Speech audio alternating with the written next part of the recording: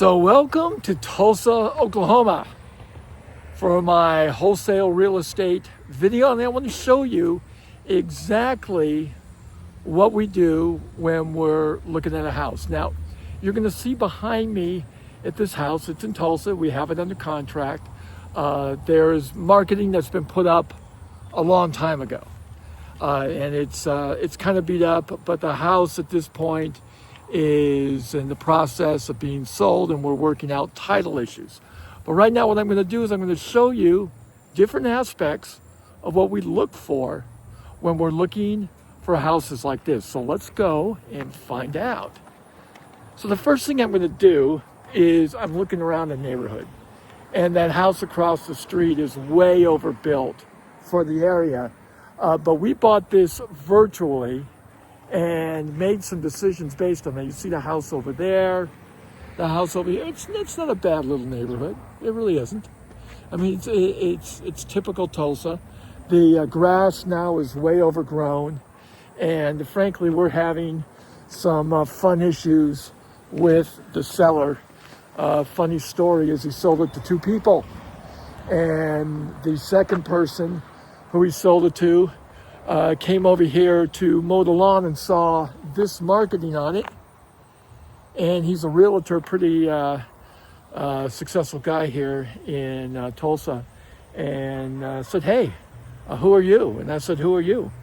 And we figured it out, and we ended up going with him because he's in Tulsa, and he got the house for much cheaper than I did. Because remember, you don't have a deal unless you get it at the right price. And he definitely did, and we didn't. Now, there's a whole lot of issues that we're dealing with right now. Can we trust this owner, a title, and everything else that are slowing things down? So wholesale real estate, remember I've said this, when you deal with troubled people, you typically get troubled houses. This qualifies, okay? And with that, you have trouble. So you're wondering, okay, what do you do? First thing we're doing is obviously looking at the siding. It's pretty beat up, okay? So you're gonna need a paint job in the front. You've got windows here, screens that are torn. And what I'm doing now is I'm running a figure in my mind how much this is going to cost to rehab. How do I know rehab prices? Because I've done enough of this now to where it comes naturally.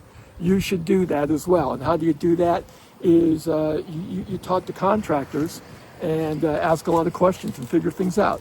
So, you're looking, it's gonna need at minimum a coat of paint. You can see here the siding, different color siding down there, clearly needs a coat of paint. At the minimum, to make it presentable. In the back, it's really overgrown. This is a house that was a rental, and often when you get into these distressed rentals, if the owner does not have to sell, you don't have a deal. How have I learned that? Because I've had plenty of things like that, where the owner said, yeah, if it's a good idea, and I thought, well, let's try it out. After a while, you get tired of trying things out. But you can see here the kind of condition, and look at the backyard now. It's really overgrown. Yeah, it's typical. We see stuff like that. So looking around the house, it's presentable. We've had a couple of firm offers at about $52,000, which we're more than happy to take if we can get the title issues worked out. And right now, there's a clouded title issue, something that we're trying to work through. The owners will tell you a lot that things are free and clear, there's no issues. That almost never happens in wholesale real estate. So just count on troubled people equal troubled houses equal trouble. Now, if this holds true, I should be able to get in with the garage. And sure enough, I can. So we go in here and I'm gonna walk in the house. Now, when you're walking in a house, you wanna make sure that it's safe. I know this is because we've talked to several people who've been in here. Otherwise, I would bring a flashlight, some kind of a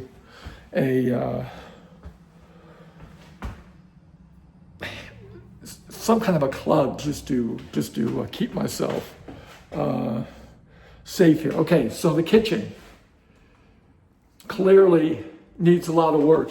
Is it rental condition? Yeah, I'd say it was. I'd say if you threw a coat of paint on it, you could get away with it. But if you wanted to upgrade into a very small kitchen, as you can see, then you're going to have some issues. It's a small house, typical rental. It's been abandoned. Some stuff has been left here. It looks relatively nice inside. It's certainly not big, but presentable inside.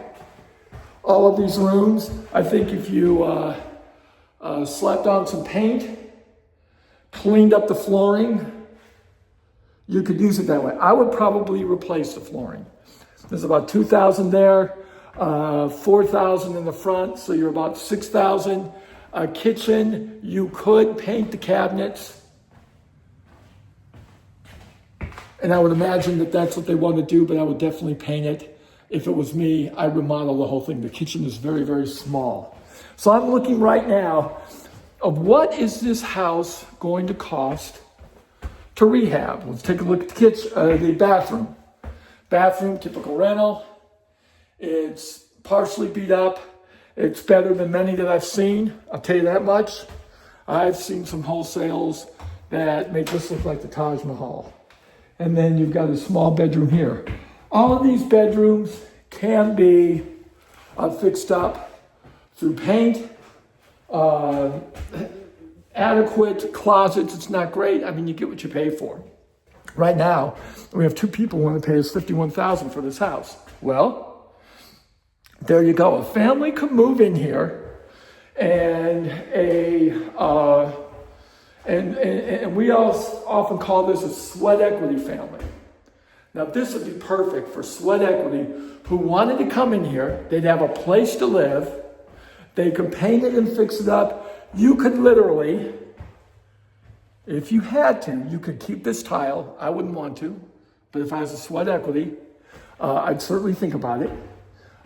You can paint the walls, make it work with the kitchen, put less than $5,000 in the house in here.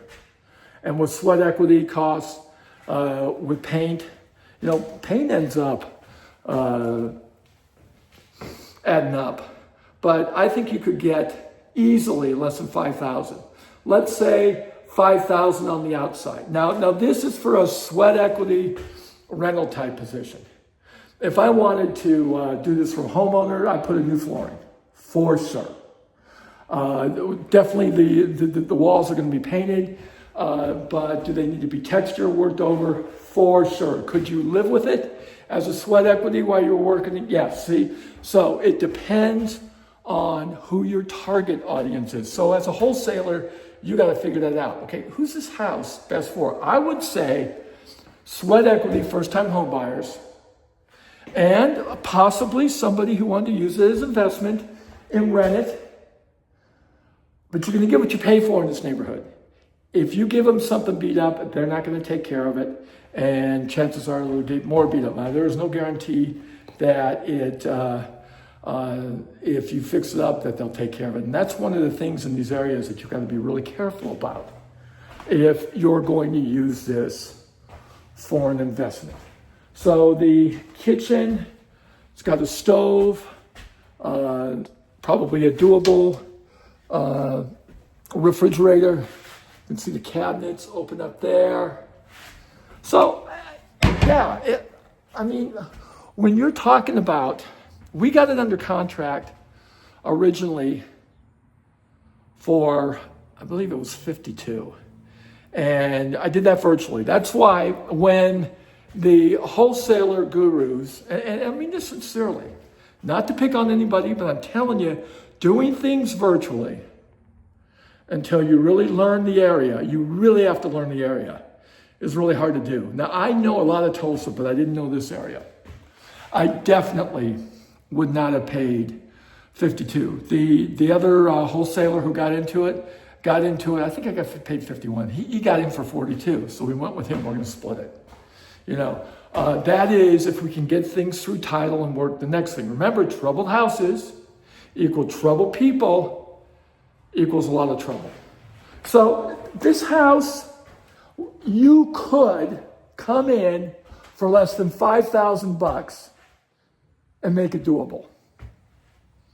If you want it for a homeowner, you're getting new walls, your texture, you got to check and see the utilities and all those kinds of things. And I think some of the utilities have been, they've been disconnected. So you need new water, you probably need new heater. So you want to work your what you have to get into the house off of that. So if comps in this area go for 80 to 90,000 in a house like this, then you've got to get it at a price where somebody can come in and do the work and still make their spread.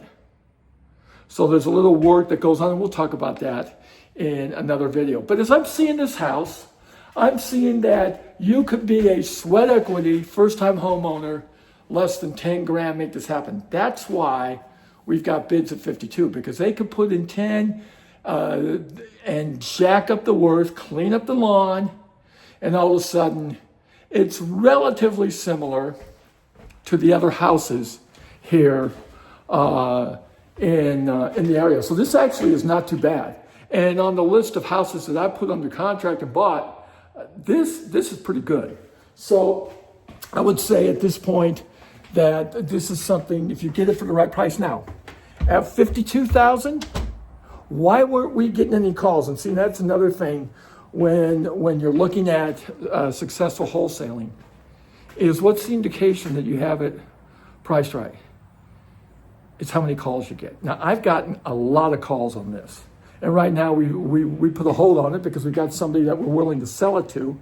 And we got to see if we can get it through title. But it's always the indication of how many calls did you get. If you get a lot of calls, you're priced right. I got a lot of calls. If I put this back up, I'd still get a lot of calls. Now we've got to see if we can work out the title issues. And you never know those until you start working on it. Now, some people say, well, can we start working on title immediately? If you have a great relationship with your title agent, you can. But a lot of title agents are hesitant to work with wholesalers because of the issue of things falling out so easily. I don't blame them, actually. It's true. So one of the ways you can avoid that is you got to make sure that you get it under contract. Remember, a deal is not a deal unless you get it at the right price. And that's the most important thing I'm telling you right now. Deal is not a deal at the right price. At 52,000, this is not the right price to sell it to somebody else because they're not going to want to pay that. But at 41,000 for 52, and you sell it to the first-time home buyer or rehabber, you got yourself a deal. Now let's drive around, and on the next video, I'm going to show you how to spot these houses. We'll see you on the next video.